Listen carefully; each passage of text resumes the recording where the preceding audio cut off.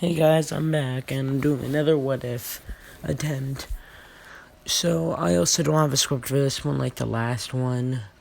And it's nighttime, so I'm trying to get this one over with because I was bored. I could come up with ideas, so I asked my friend to come up with a random one. And no, he does not watch My Hero Academia. So I just asked him to give me a random power, and he said, teleporting. And so I decided to go with it. So, I'm gonna go off the idea that he's able to use, like, instant transmission from Dragon Ball. Kinda. Okay, the way I mean like that is he's able to touch other people, teleport with them. So if he was touching the head of another person and 10 teleports, they also teleport. But I'm gonna say he only can teleport within, I would say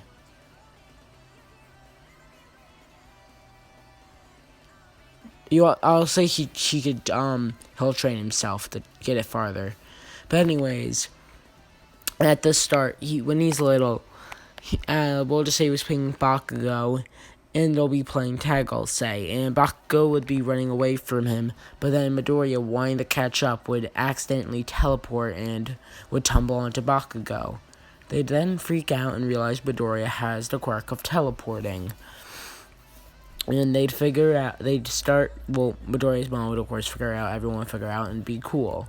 So, Midoriya and Bakugo would start testing it out, and they'd figure out that Midoriya's probably, we'll say when he's a little kid, he's able to teleport 5 meters far, we'll say. We'll say he's able to teleport 5 meters far, a radius of 5 meters. Yeah, radius of 5 meters, that's the word. And they'll also figure out that if Midoriya touches anyone or anything, or is holding anything, or wearing anything, those things also teleport. I mean, touching anything as in touching anyone.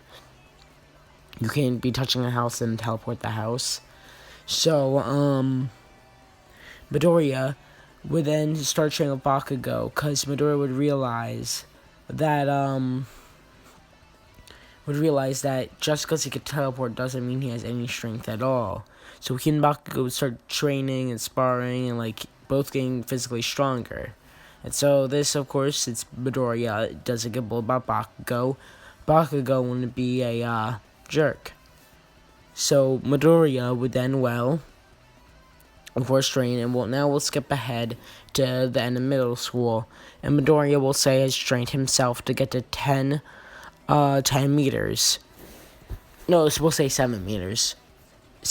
6 meters. We'll say 6 meters, because he's been just doing his own training. So, he'd be walking home one day, and the slime monster would attack him.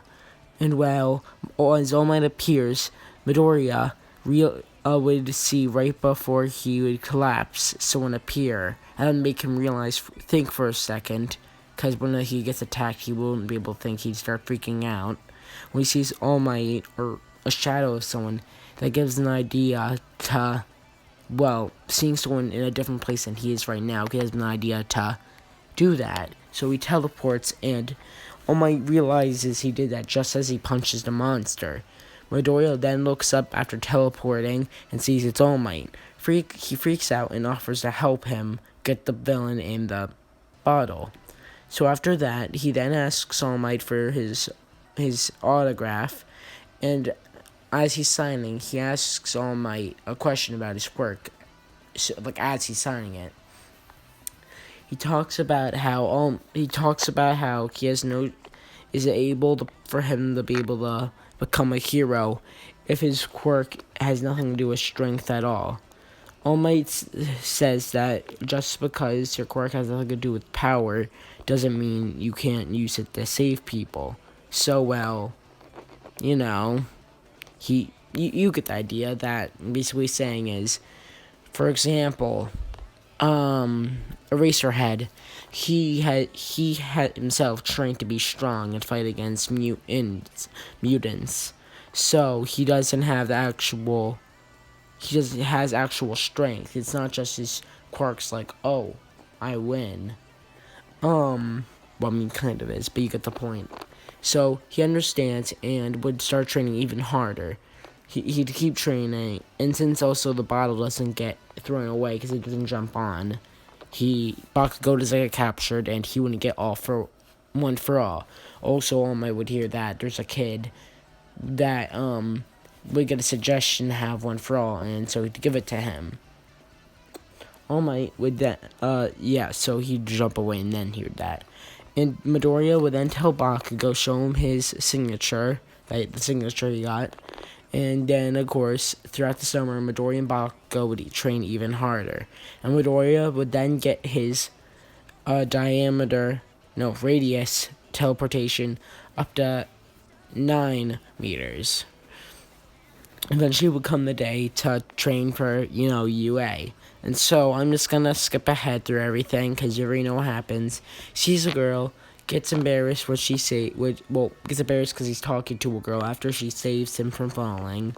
Yada yada points, yada yada Ida is annoying, yada yada boom, it starts. So Midoriya starts running, and I'm also gonna say, the more he teleports, the more nauseous he gets, and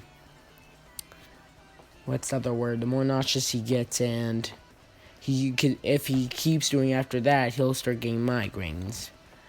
Anyways, though,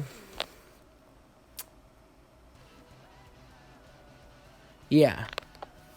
So basically, he'd start teleporting around. He'd start running first because he doesn't want to start teleporting in the beginning. And as soon as he sees a robot that's close enough to him, he'd teleport onto it and punch its off switch, which it was confirmed somewhere that there were off switches, which explained how Invisible Girl and Mineta got in. So yeah, you get the point. That you get it. How it works. Who am I again? Sorry, I'm very tired. You start teleporting around, turning off a bunch of robots, and be doing really well. Sometimes robots would get destroyed before you could do it, and he's starting to get a bit of a nausea from it. But then the 0 pointer would show up, and he'd think he'd be fine. He could just, teleport away. But then he'd hear a scream for help and see the girl from before under rubble.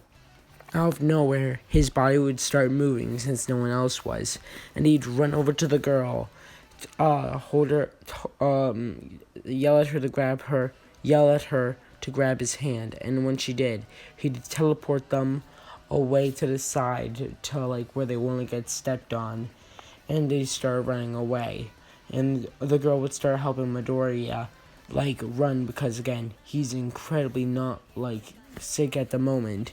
And so as they'd run, they'd eventually escape the robot, and she'd thank him, and then, it would end.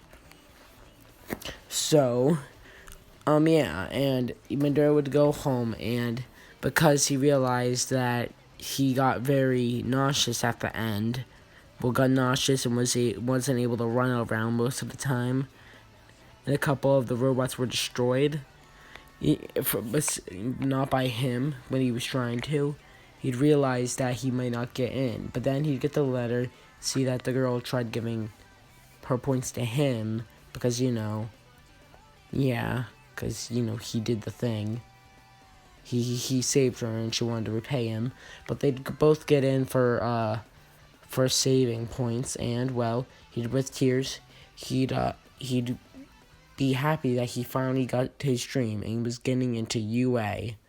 And that's probably going to be it for now because I'm very tired and I want to see what you guys thought of this. Also, if my friend does see this, I want to say, let's see how your idea goes. And that's about it. My fools and ghouls, your foolish jester, is out.